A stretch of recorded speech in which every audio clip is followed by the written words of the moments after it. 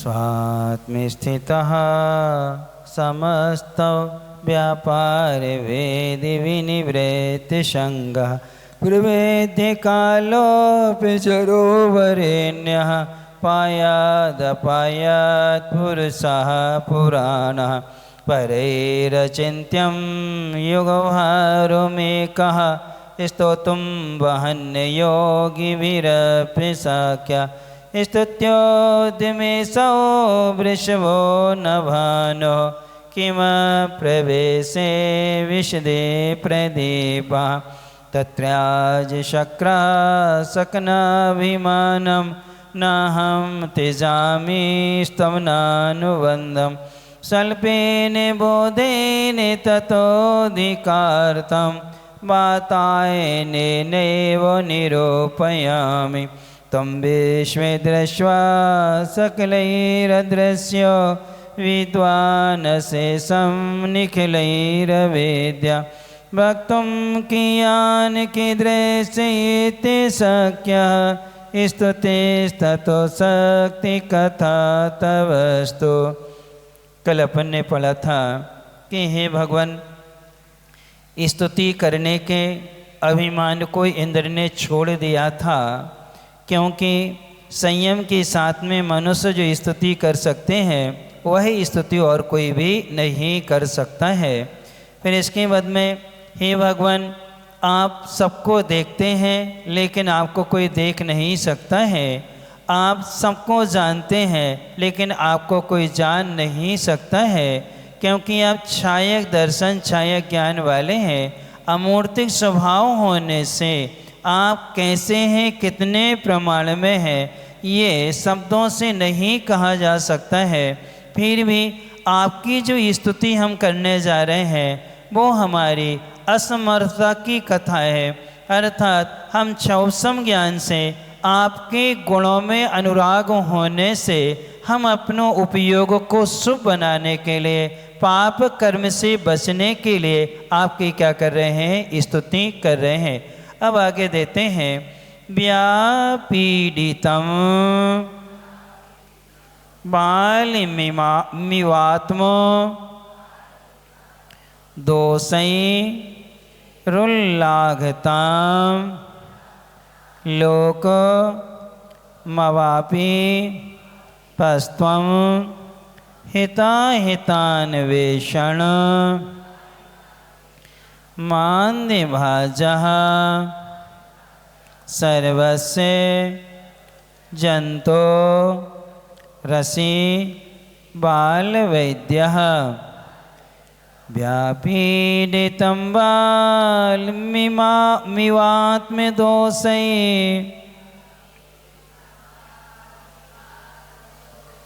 रुल्लाघितां लोकमवापि पस्त्वं हिताहितान्वेषण मान्द्यभाजः सर्वस्य जन्तोरसि बालवैद्यः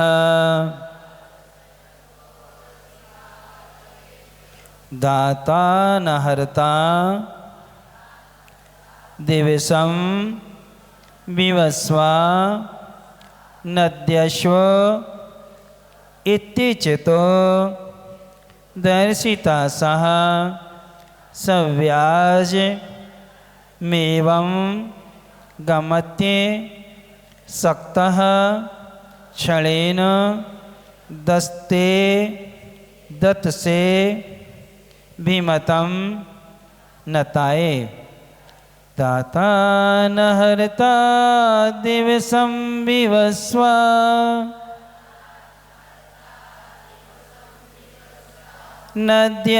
नद्यस्वेत्यच्युतो दर्शिता सह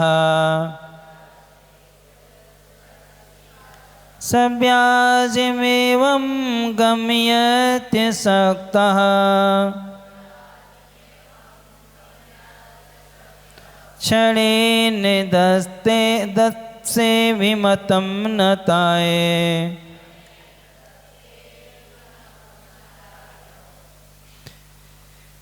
व्यापीडितं वाल्मीमात्मदोषैः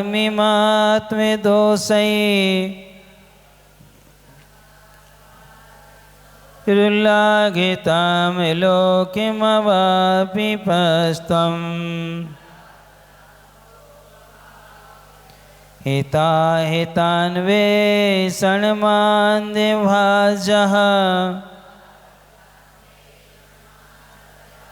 सर्वस्य जन्तोरसि बालवैद्यः दाता न हर्ता दिवसं विवस्व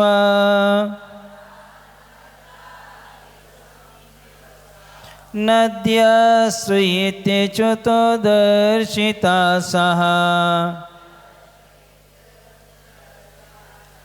सव्याजमेवं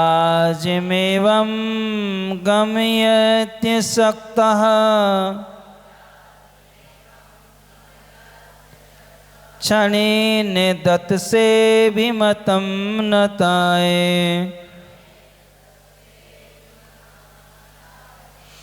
अपने दोषों से बालक सम जनमानुष पीड़ित रहते नाते आप उन सभी जनों को भव संताप रहित करते जो अपने हित और हित का रखे न कोई ध्यान पुमान उन सब को प्रभु बाल वेदेवन स्वास्थ्य करो तुम कृपा निधान देता लेता और काम कुछ आज कल परसों करता दिन कर दिवस व्यतीत कराता व्यर्थ दिलासा है देता हे जिन पति अविनाशी भगवन पल भर भी नहीं देर करो शरणागत तुम भक्ति जनों को इच्छित फल दे कष्ट हरो। अब यहाँ पर दे रहे हैं संकटहारा के 5वें नंबर का काव्य है। तुम हे भगवान तुम यानी आपने बालमयो बालक की तरह आत्मदोष से अपने द्वारा किए गए अपराधों से व्यापीडितम अत्यंत पीड़ित होकर के लोकम संसारी मनुष्यों को उल्लाघता निरोगता को अवापिपः प्राप्त कराई थी। निश्चय से आप हितो अने अच्छा अहित यानी बुरा इनके विचारों का अन्वेषणम विचार करने में खोज करने में आप कैसे हैं आंधिभाजः अर्थात आप उसको क्या हुए हैं प्राप्त हुए हैं। किसके विषय में अच्छे और बुरे का हित और अहित का विचार करने में खोज करने में आप क्या है मूर्खता को क्या हुए हैं प्राप्त हुए हैं। सर्वस्य जंतो हो सभी प्राणियों के लिए बाल वैद्य असि आप कैसे हैं बाल वैद्य के समान है। हे भगवान आप जो है बालकों की तरह अपने द्वारा किए गए अपराधों से पीड़ित इस संसारी मनुष्य को निरोगता से प्राप्ति कराया था। क्यों कराया था क्योंकि आप जो है भले और बुरे विचार करने में अज्ञानता को क्या हुए हैं प्राप्त हुए हैं। आप सभी प्राणियों के लिए बाल वैद्य के समान है। अर्थात यहाँ ये कहा जा रहा है जैसे बच्चों की गलतियों को माता पिता क्या कर देते हैं इग्नोर कर देते हैं अर्थात उन पर ध्यान नहीं देते हैं। ये क्या है अभी 6 महीने का साल भर का क्या है बालक है। इन बच्चों की गलतियों पर ध्यान नहीं दिया जाता है। वैसे 3 वर्ष तक के बच्चों की गलतियों पर ध्यान दिया नहीं जाता है कि उनमें इतनी बुद्धि का विकास नहीं होता है कि बुद्धिपूर्वक कोई अच्छे से कार्य क्या है कर सकें।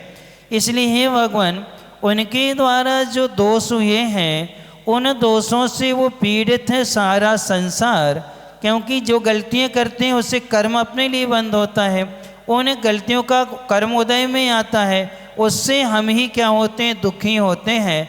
ऐसे दुखी जीवों को आपने निरोगता से क्या है संपन्न कराया था, अर्थात उनके दुखों को दूर कर दिया था।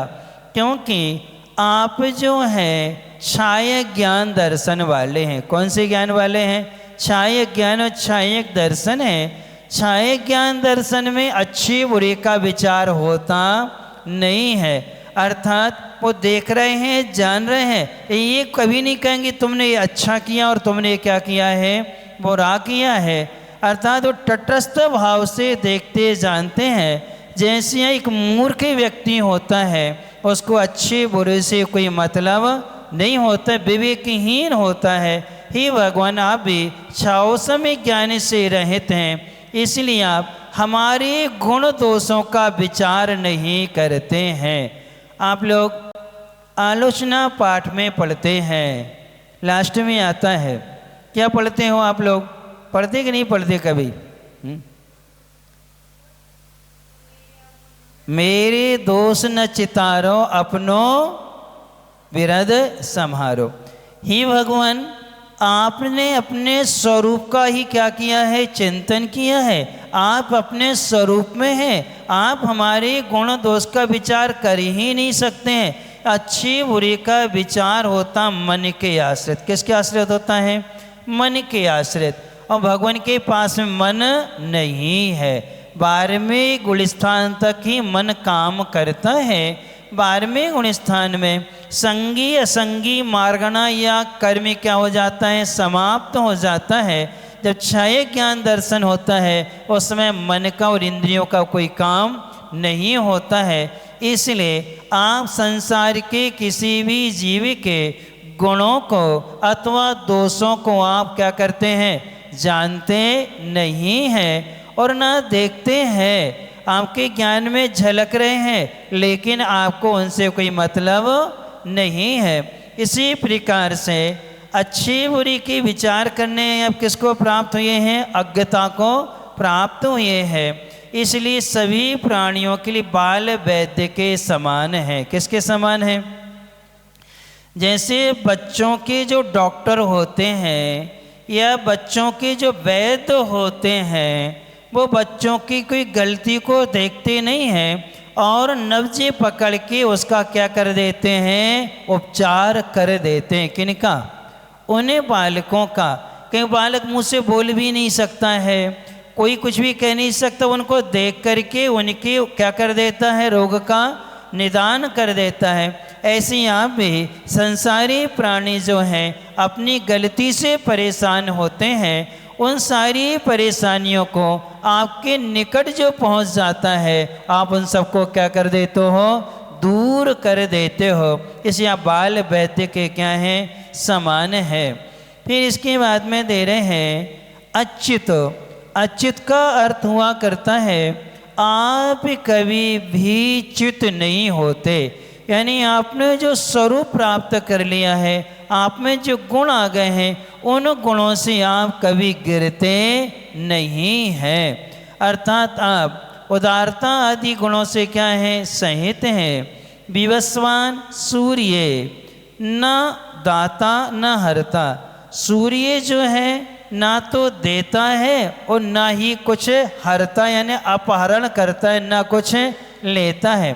सिर्फ अद्य और स्वाहा, अद्य यानी आज, स्व यानी कल, इस तरह दर्शित आशा, आशा यानी दूसरे पक्ष में दिशा को दिखाता हुआ असक्ता सन असमर्थ होता है। कभी पूर्व में तो कभी पश्चिम में, यानी प्रातः पूर्व में तो शाम को कहाँ, पश्चिम में है। ऐसा उसका क्या है, कार्य है, असमर्थ होता है। एवं इसीलिए ही आप भी बिना लिए बिना दिए ही सब व्याजम छल से रहित कपट से रहित दिवसम दिन को गमयति बिता देता है। किंतु आप नताए नम्र मनुष्यों के लिए क्षणेन क्षण भर में अभिमतम इच्छित वस्तु को दत्त से दे देते हैं। हे भगवान, आप जो हैं उदारता आदि गुणों से सहित हैं। सूर्य जो है ना कुछ लेता है और ना कुछ देता है, आज और कल इसी प्रकार की आशा दिखाता है। आज प्रकाश है, शाम को अंधकार, कल फिर प्रकाश आएगा, फिर अंधकार आएगा, ऐसा उसका क्रम क्या है, बना रहता है। लेकिन हे भगवान, आप भी जो हैं बिना लिए बिना दिए कपट से रहित तो हो करके जैसे सूर्य दिन को बिता देता है, वैसे आप भी आपकी शरण में जो मनुष्य आते हैं क्षण भर में आप उनको इच्छित वस्तु दे देते हैं। कौन दे देते हैं? भगवान देते हैं क्या? यहाँ तो कह रहे हैं भगवान देते हैं क्या? भगवान नहीं देते। यहाँ भी कारण में कार्य का उपचार है। जब हम विनम्र भावों से भगवान को नमस्कार करते हैं, उस नमस्कार करने जो पुण्य संचय होता है, उस पुण्य से हमें इष्ट वस्तु की क्या होती है, प्राप्ति होती है। जैसे सूर्य दिन का और रात्रि का कर्ता नहीं है, ये अनादि अनिधन है, शाश्वत ये विमान है। इन विमानों जोशी देवों के विमानों को 4-4 हजार देव क्या करते हैं, खींचते हैं। 16,000 देव होते हैं। एक बार क्या करते हैं, 3-3 माह का, कितने माह का, 3-3 माह का रहता है। 4,000 देव बैल बन के 3 माह तक खींचेंगे, फिर 4,000 देव घोड़ा बन करके, फिर 4,000 देव शेर बन करके, और 4,000 देव हाथी बन करके इन विमानों को क्या करते हैं, खींचते हैं। तो इनके कारण से चाल उनकी कम होती है, किन्हीं की तेज होती है। इसलिए छोटे दिन और बड़े दिन होते हैं। यानी जब वो गति से चलता है तो दिन छोटे होते हैं, और जब मंद गति से चलता है तो दिन बड़े होते हैं। जैसे में दिन छोटे हैं, रात बड़ी हो गई, आधे घंटे का अंतर आ गया। धीरे धीरे चल के दीपावली से 1 घंटे का क्या आता है, अंतर आ जाता है। इसलिए आप जो है हे भगवान, आप तो सूर्य के पक्ष में, वह तो ये कहता है कि हम देंगे आज नहीं कल, आज नहीं कल, लेकिन आप ऐसा नहीं करते हैं। आपकी शरण में जो भी विनय भाव से आएगा वह नियम से इच्छित वस्तु को प्राप्त कर लेता है। आप तो इत्र की दुकान के समान है। किसके समान है?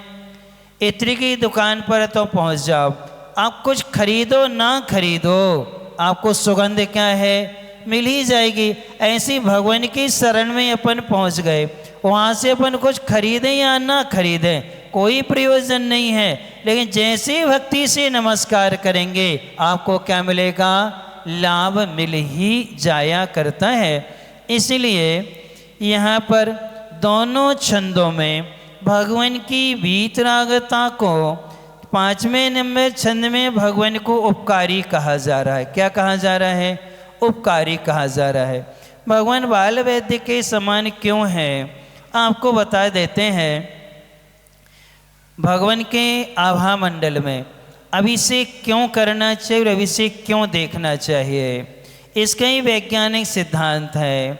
अपनी जो भगवान की यहाँ प्रतिमाएँ हैं, ये प्रतिमाएँ मंत्रों के द्वारा प्रतिष्ठित होती हैं। किसके द्वारा? मंत्रों से प्रतिष्ठित होती हैं। और मंत्रों से प्रतिष्ठित होने के बाद में जब हम प्रातःकाल भगवान का अभिषेक करते हैं और सब अभिषेक के मंत्रों को क्या है, बोलते हैं, तो जल में मंत्रों को ग्रहण करने की शक्ति पाई जाती है। जब प्रासुजल प्रतिमा के ऊपर गिरता है, उन मंत्रों का एक आभा मंडल पूरे जनालय में क्या है, फैल जाता है, जिससे जिसको नज़र लग जाती है उसकी नज़र क्या हो जाती है, दूर हो जाती हैं। यानी अभिषेक करने वाले की कभी नज़र नहीं उतारना पड़ती है। जैसे कई लोग हम लोगों की उतार देते हैं कई बार, तो हम हमें लगते नहीं है, हम लोग नज़र इसलिए नहीं लगती कि हमारी किसी के प्रति अशुभ परिणाम नहीं होते हैं। आपके परिणाम हैं, आप हमारे पास आए हैं या भगवान के महाराज जी के पास आए हैं, हम देखें या ना देखें, हम हाथ उठाएं या ना उठाएं, आपने यदि भावों से नमस्कार किया है आपको फल तो क्या है, मिल ही जाएगा।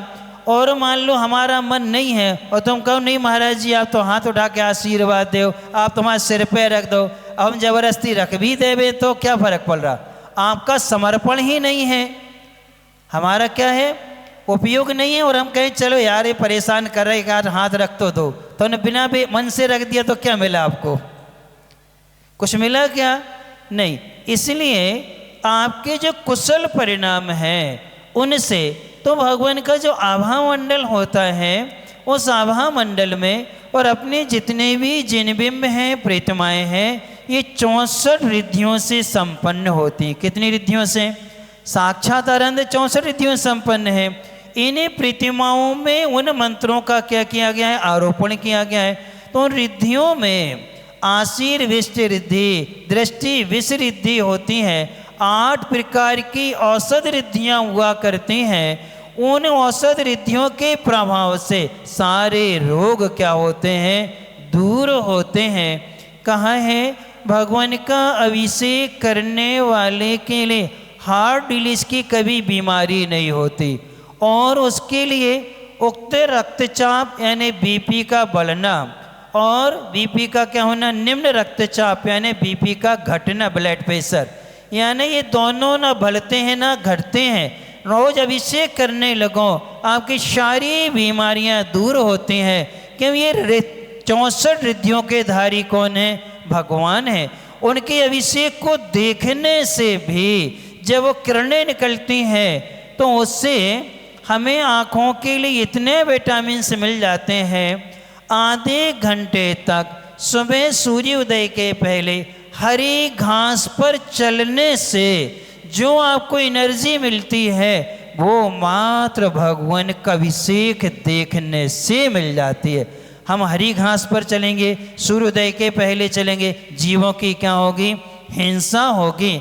और यदि हम उस समय भगवान का क्या देख लें, अभिषेक देख लें, तो अभिषेक देखने मात्र से क्या होती है, वो चीज़ें क्या होती हैं, हमें प्राप्त हो जाती होती, एनर्जी हमें मिल जाती है। इसलिए आप बाल वैद्य हैं। कैसे हैं आप, यानी हम सबके गुण दोषों का विचार नहीं करते हैं, अच्छाई ज्ञान दर्शन वाले हैं। इसलिए हे भगवान आप हम सबका क्या करने वाले हैं, उपकार करने वाले हैं।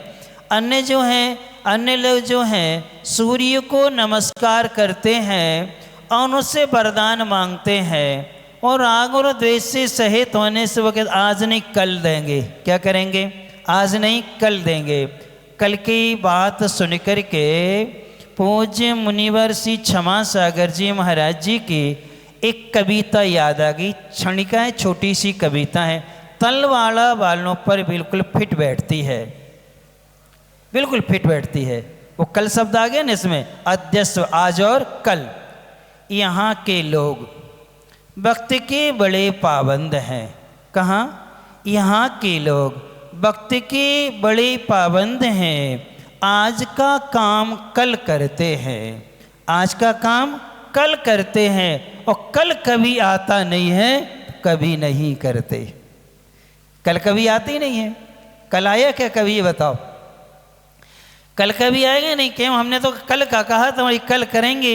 हम पूछेंगे भैया क्या हुआ, महाराज जी कल का कहा था ना, तो कल तो कभी आता ही नहीं है। तो ये जो है राग और द्वेष वाले जो होते हैं उनसे कभी भी आज या कल कभी मिलता नहीं है। वो आशा ही दिलाते, क्या दिलाते हैं, आशा दिलाते हैं। लेकिन भगवान आप जो हैं इससे आप रहित हैं। आप किससे हैं, इससे क्या है, सब व्याजम। आप जो हैं कपट आदि से क्या है, बिल्कुल रहित हैं। इसे नम्र पुरुष जो भी आपकी शरण में आएगा वो नियम से इच्छित वस्तु को क्या कर लेता है, प्राप्त कर ही लिया करता है। इसलिए आपको एक बार बताया था जब हम पूज्य मुनिवर श्री सरल सागर जी महाराज जी के साथ थे, हमने उन्हीं से व्याकरण, न्याय और भी प्रारंभिक सारा स्वाध्याय वहीं सीखा है। और उनसे पढ़ते समय कुछ ऐसी गलतियां हो जाती थीं तो वो हम लोगों को ना आशीर्वाद देते थे ना बात करते थे, देखते भी नहीं थे। हम लोग जाएंगे, भक्ति कर लेंगे, भक्ति हो जाएगी, नमोस्तु करेंगे, देखेंगे, आशीर्वाद नहीं देंगे।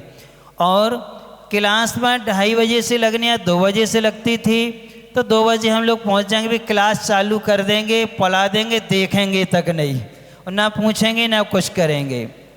तब हमने लिखा था कि हे गुरुवर, जितना डांटना है उतना डांट लो, डांट तुम्हारी अपनी है, तुम्हारी डांट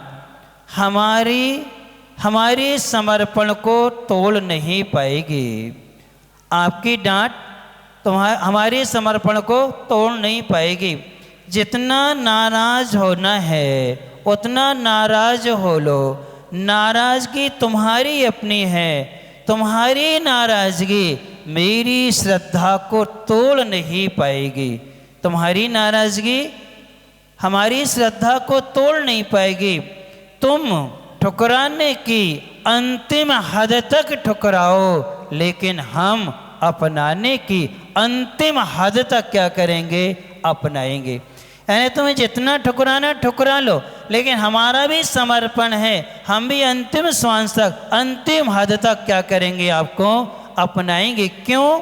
हमारा जब भी कल्याण होगा साधु परमेष्टि से ही होगा, और जब तक हम साधु परमेष्टि बनेंगे नहीं तब तक हमारा मोक्ष मार्ग भी नहीं बनेगा। हमारा ये समर्पण है। इसी प्रकार से अरहंत भगवान जो हैं 18 दोषों से रहित हैं, मोहिनी कर्म से रहित होने से उनके पास जाने मात्र से इच्छित वस्तु की क्या होती है? प्राप्ति हो जाती है। हमारे साथ में बहुत सारे रहे, सीनियर ब्रह्मचारी रहे, बहनें भी रही हैं। करीब करीब उन महाराज जी से 32 लोग पढ़े लिखे हैं, परंतु ये उनका आशीर्वाद था कि 5 साल में जितना हमने उनसे लिया है उतना कोई 20 साल में भी नहीं ले पाया। क्यों? सब अपना अपना क्या था? समर्पण होता है। उनके चरणों में पहुंच जाओ, वो 10 से 12 घंटे पढ़ाने के लिए तैयार रहते थे। कभी भी पहुंच जाए, महाराज जी हाँ चलो बैठ जाओ, उसी समय क्या कर लगेंगे? वो पढ़ाने लगे। कभी उनके मुख से मना तो निकले ही नहीं।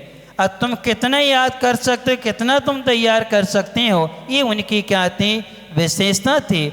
ऐसे ही भगवान हुआ करते हैं।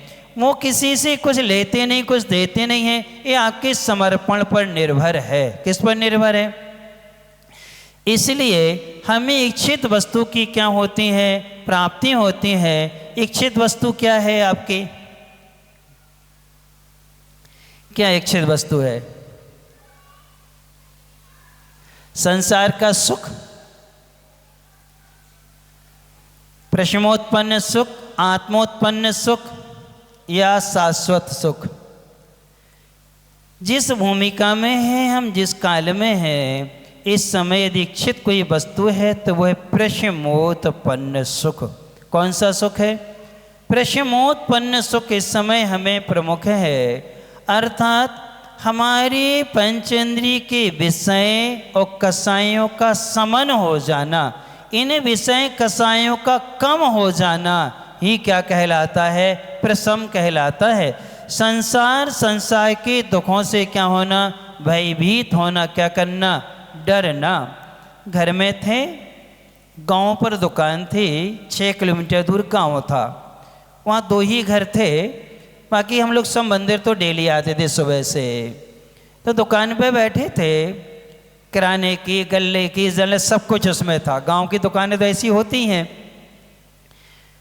तो चिड़िया आती थी तो दरवाजे पर बैठती थी सबसे पहले, और वो चारों तरफ क्या करेगी? देखेगी, अंदर आएगी और दाना उठा करके क्या हो जाती थी? उड़ जाती थी। हमने एक दिन बब्बा से कहा, यानी कि बब्बा ये चिड़ियाँ पहले आके दरवाजे पे बैठती हैं, चारों तरफ देखती हैं, फिर अंदर आती हैं और दाना लेकर के उड़ जाती हैं।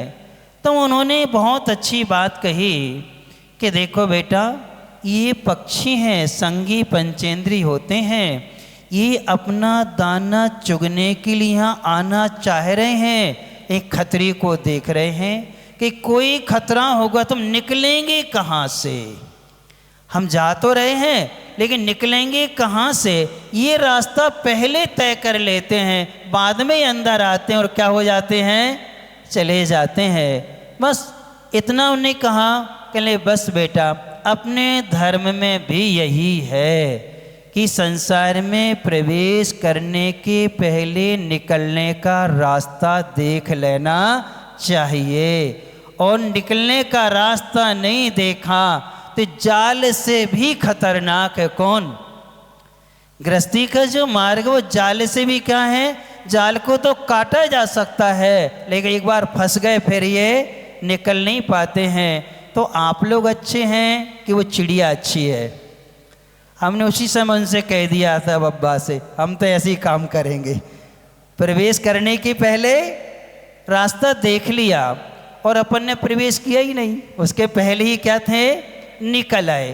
तो कहने का मतलब ये है कि यहाँ वीतराग भगवान जो कहते हैं शरणागत आए हुए भक्तों के लिए इच्छित फल देते हैं। इच्छित फल का मतलब ये है अपने स्वरूप का क्या कराते हैं? बोध करा देते। किसका बोध कराते हैं? अपने स्वरूप का क्या कराते हैं? बोध करा देते हैं। आपने साथ भूदेव और भवदेव की शायद कहानी पढ़ी होगी।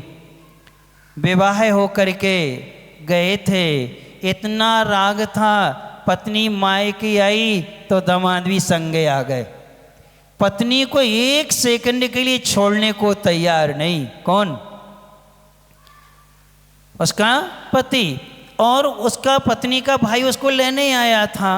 अब वो लेने आए थे, सब जंगल में गए, वो महाराज जी के दर्शन करने चला गया। कौन? पत्नी का भाई। वो शब्द इसलिए नहीं कह रहे, रिश्ते वो गाली मानी जाती है, जीजा और वो गाली मानी जाती है, इसलिए अपन शब्द लेते नहीं। पत्नी का भाई। अब वो गया, दर्शन करने लगा, और दर्शन करते करते इतना भाव विभोर हो उठा तो कहने लगे, क्यों भाई, हमें तो ऐसा लग रहा है कि तुम दीक्षा ही ले लोगे क्या? तो कहने लगे, हाँ हमारे तो भाव हो गए, तो क्या तुम भी दीक्षा ले लोगे? तुम दीक्षा लोगे तो हम भी क्या कर लेंगे? दीक्षा लेंगे। तो वो कहने लगे, जो का दीक्षा ले है, पत्नी के संगे तो चले आ रहे, यानी 8-15 दिन के लिए भी पत्नी को कहीं नहीं छोड़ पा रही, क्या दीक्षा लेगा? उसने महाराज से निवेदन किया, केस लॉन्च कर लिए, दीक्षा ले ली। तत्काल इसने भी क्या कर ली? दीक्षा ले ली। पत्नी डोली में बैठी रह गई। कहाँ बैठी रही? वो वहीं बैठी रही, और दोनों ने क्या कर ली? दीक्षा ले ली। दीक्षा लेकर के तप करके समय व्यतीत हो गया। संयोग बस सारा संग अलग अलग दिशाओं में विहार कर गया। अब करीब करीब 14 वर्ष व्यतीत हो गए। 14 वर्ष बाद उसको अपनी पत्नी की याद आ गई। किसकी याद आई? पत्नी की याद आई। अरे बेचारी को हम जंगल में रास्ते में छोड़ आए थे, बेचारी का क्या हुआ होगा, क्या नहीं है। अब उस नगर में आ गए। किस नगर में? उसी नगर में आ गए जहाँ क्या हुई थी उनकी। अब वहाँ पहुँचे, पता लगाया, एक महिला थी, बहुत स्वाध्यायशील थी, और स्वाध्यायशील भी थी, चर्या आदि कराई। तो महाराज कहने लगे, क्यों आप उस श्राविका को जानते हो? शादी हुई थी, कुछ ही दिन हुए थे, पहली बार वो अपने मायके जा रही थी, रास्ते में उनके पति ने मुनि दीक्षा ले ली थी, उनके भाई ने भी दीक्षा ले ली थी, आप क्या उस श्राविका को जानते हैं? तो महाराज ने इतना पूछा। वो महिला समझ गई, बहुत समझदार थी। उसने कहा, ठीक है महाराज, और हम पता करते हैं। दूसरे दिन फिर महाराज ने पूछा, तब उसने कहा, हाँ महाराज हम जानते हैं। इतने में एक बालक आया, बिल्कुल दौड़ा दौड़ा बालक आया, और आते ही आते कहता है, माँ माँ माँ, क्या हो गया बेटा? आपने खीर बनाई थी, खीर आपने रख दी थी, हाँ रख के आए थे बेटे, उसमें मक्खी गिर गई थी, फिर क्या किया, हमने खीर खा ली, फिर क्या हुआ, माँ उल्टी हो गई, हमें उल्टी हो गई थी, फिर क्या किया माँ, हमने फिर वही उल्टी खा ली, वो ताजी खीर थी खाई, मक्खी डली थी तो उल्टी हो गई, हमने वो खीर क्या कर ली, पुनः खा ली। माँ ने अच्छे से आशीर्वाद, बहुत अच्छा किया बेटा, अपन को अपनी चीज़ फेंकना नहीं चाहिए, बहुत अच्छा किया। जैसे ये कहा तो महाराज को डांट दिया उसने, क्या करती हो, देखो उसने बमन को क्या कर लिया, ग्रहण कर लिया, और तुम कह रही शाबाश बेटा बहुत अच्छा किया, अपनी चीज कभी फेंकना नहीं चाहिए। ये कैसी शिक्षा दे रही है बच्चों की। जैसे ही ये कहा, वो अपने बच्चे को सिखा पढ़ा के आई थी पूरा, और जैसे इतने ही कहा तब तो उसने कहा हाँ महाराज आप उसके विषय में पूछ रहे थे ना। जैसे ही ये कहा तब महाराज को उस घटना से याद आ गया कि जैसे ये बमन के लिए मैं अवक्ष्य मानव जिसे भोग करके छोड़ दिया है उसको दोबारा ग्रहण करना निंदनीय माना जाता है, और मैं भी किसके विषय में पूछने, कुछ नहीं। महाराज ने पिछी कमर वहाँ से चले, वो कह ली महाराज ठहरो, उनको बुला के ला रहे हम। महाराज अब काय को रुकने वाले, वो क्या हो गए, स्थितिकरण, यानी देखो वैराग्य के भाव, एक वीतराग मुद्रा को देखा, उनके भीतर इच्छित वस्तु की क्या हुई, प्राप्ति हुई, साथ बना रहा, चलता रहा, और साथ का जैसे वियोग हुआ 12-14 वर्ष बाद याद आई, याद आने में भूल भाल गए और कोई नहीं थी, वही उनकी क्या थी, कौन थी, वही पत्नी थी। वो तो बच्चे को उसने क्या किया था, तैयार करा दिया था कि बेटा कल ऐसा ऐसा तुम्हें करना है, ऐसा ऐसा सब सिखाई उसने कह दिया। तब वो वहाँ से वैराग इतना पक्का होता है। इसलिए इच्छित वस्तु यदि कोई है तो प्रश्नोत्पन्न आत्मोत्पन्न सुख है जो अभी तक अपन ने पाया नहीं है। संसार कई ऐसी कोई भी वस्तु नहीं है जिसे हमने भोग के छोड़ा ना हो। ऐसा कोई रिश्ता नहीं है जो हम और आपके बीच में घटित ना हुआ हो। संपूर्ण पंच परावर्तन में क्या है, सब घटित हुआ है। बमन के समान, उल्टी के समान हमने सब क्या कर दिया है, छोड़ दिया है। अब उसमें कौन सी व्यक्ति की क्या होगी, स्पृहा होगी। इसलिए हे भगवान, आपके शरण में जो भी आता है इच्छित वस्तु की क्या करता है, प्राप्ति करता है, अतः प्रश्नोत्पन्न सुख को वो प्राप्त कर लेता है और अपने आत्म सुख के मार्ग पर क्या है, संलग्न हो जाया करता है। आज के नियम का पालन कौन कौन ने किया, क्या नियम था? अच्छा, पालन कर लिए कि नहीं? किराने की दुकान वाले, चूड़ी बैंगल आदि की दुकान वाले, दवाई की दुकान वाले, देखो शिव चक्र मंडल की पूजन होती है, उसमें पहली